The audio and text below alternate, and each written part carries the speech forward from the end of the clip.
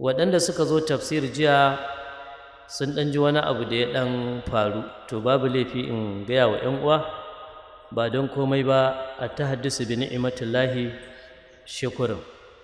A shekarun baya duk lokacin da aikin hajji ya zo nakan tafi a ƙarƙashin gwamnatin Kano, ta yadda akwai shekarar da sai a sani a kwamiti 3 ma na aiki, amma mafi yawa na fi a kwamiti 2, kwamitin 'yan jarida da kuma kwamitin malamai.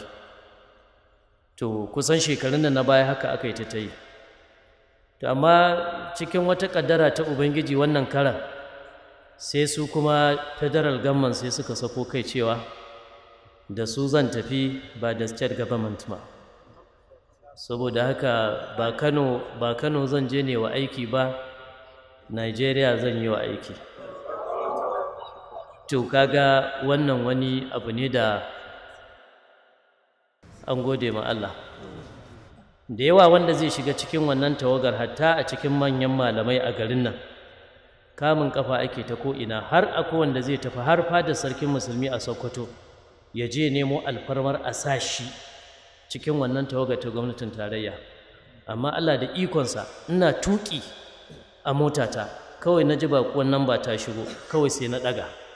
Ina ɗagawa mai wayar yi min sallama na amsa, kuma da Hausa tun da Bahaushe ne. Sai ya ce kai ne Muhammadu Saminu Abdulkadir ya kase, na ce kai waye tukun.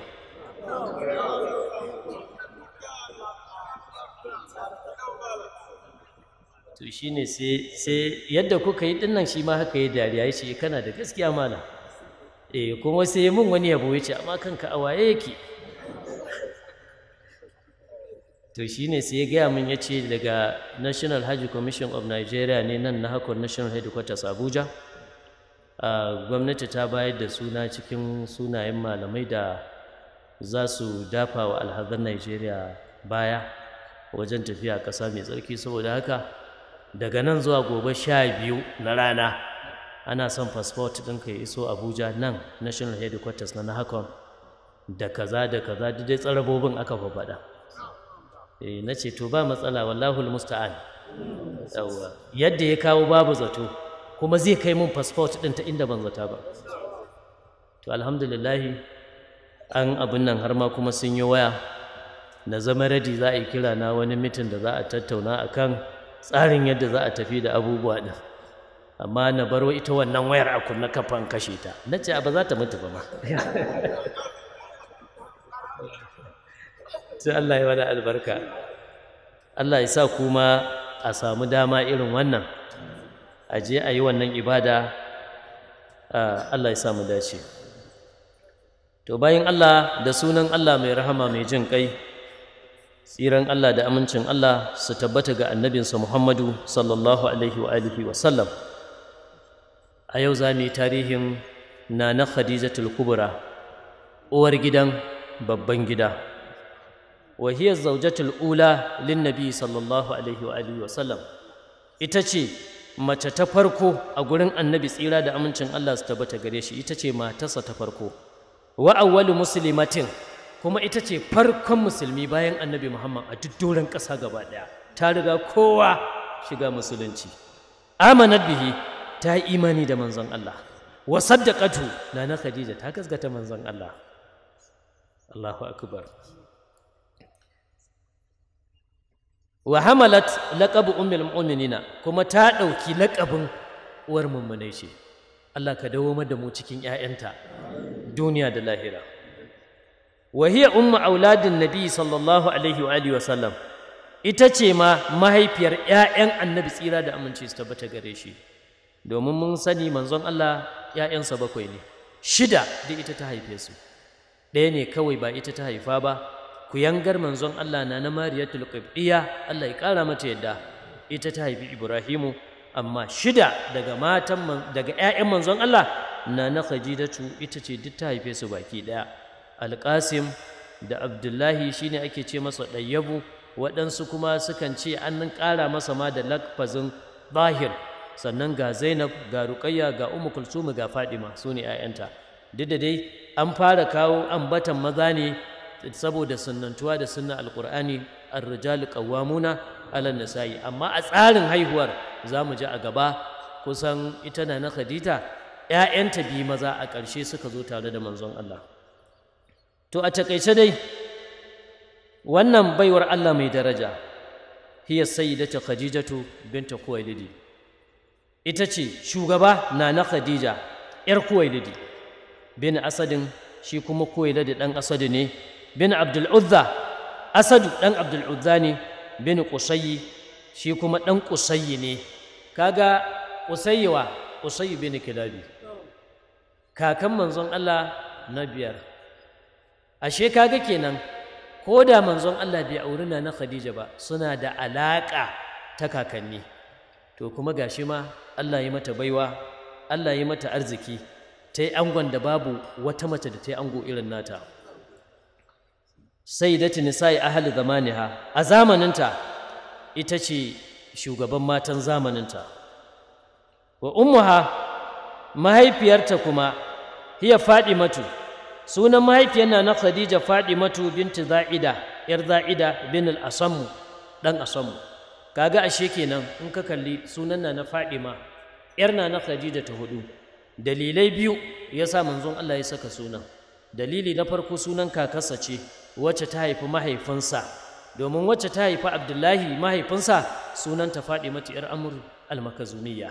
To kuma har yau sunan kuma surukarsa ce wacce ta haifi matarsa na Khadijatul Kubra.